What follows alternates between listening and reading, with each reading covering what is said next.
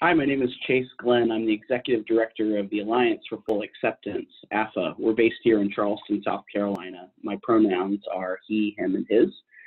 I'm a trans man, and I'm not here just representing AFA today, but here representing a coalition of LGBTQ organizations here in South Carolina. We have over 20 organizations that have come together to organize in opposition to the two bills that I'm going to speak about today. The two bills that have come up this legislative session are House Bill 4716 and Senate Bill 1087. They've both been filed in the South Carolina Legislature, and they stand in direct opposition to the LGBTQ community and our welfare. Today, I'm going to go through what each of these bills does, cover some talking points, and also tell you where we're asking for your help. House Bill 4716 would prohibit anyone under the age of 18 from undergoing, quote, gender reassignment medical treatment, broadly defined as any health care to facilitate transitioning. This would include hormone blockers or other medical care, but excludes mental health care. The bill would also impose professional penalties, including revocation of a license for any medical professional who performs such care. When talking about this bill, it's important to keep in mind misunderstandings about trans children. It means they don't get the support they deserve, and the consequences to not receiving the support can be tragic. Therapists, parents, and medical providers work together already to determine which changes can be made at any given time, what's in the best interest of the child. To prevent the consequences of going through puberty that doesn't match a transgender child's identity, healthcare providers may use fully reversible medications that put puberty on hold.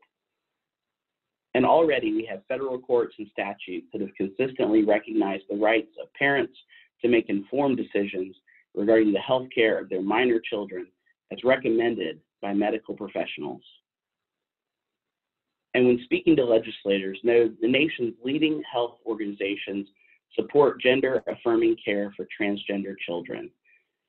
These organizations include the American Academy of Pediatrics, the American Psychological Association, the American Psychiatric Association, the Pediatric Endocrinology Society, and the American Medical Association, among others.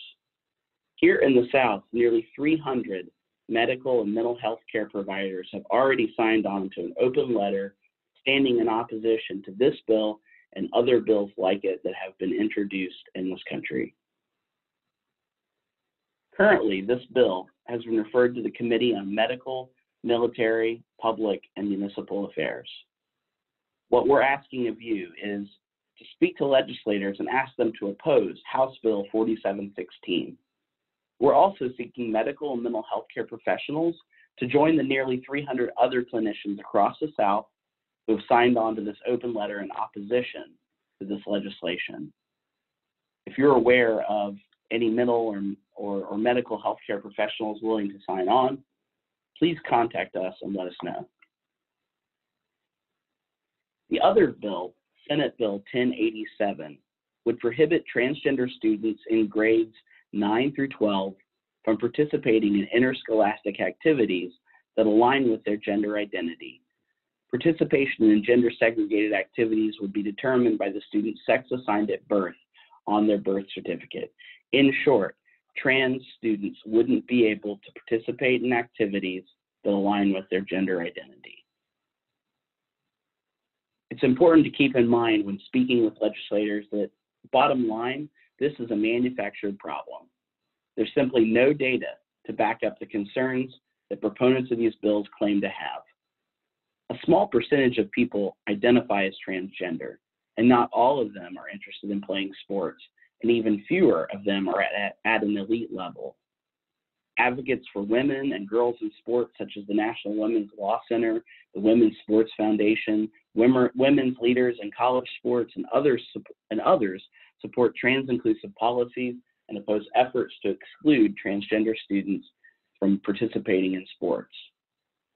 All of this discounts the fact that there are already real issues with gender parity in sports when it comes to funding, resources, pay equity, and more. Promoting baseless fears about trans athletes does nothing to address those real problems. At the end of the day, this bill would be impossible to enforce. Bills that have been proposed are not only based on a manufactured problem, but they'd be invasive and impractical to enforce with students. Currently, this bill has been referred to the Committee on Education. We're asking that you speak with your legislators and ask them to oppose Senate Bill 1087. Thanks so much for your time today. We appreciate your support. We're grateful for any help you can give the LGBTQ community, specifically our trans community that's most at risk at this time. Thanks so much.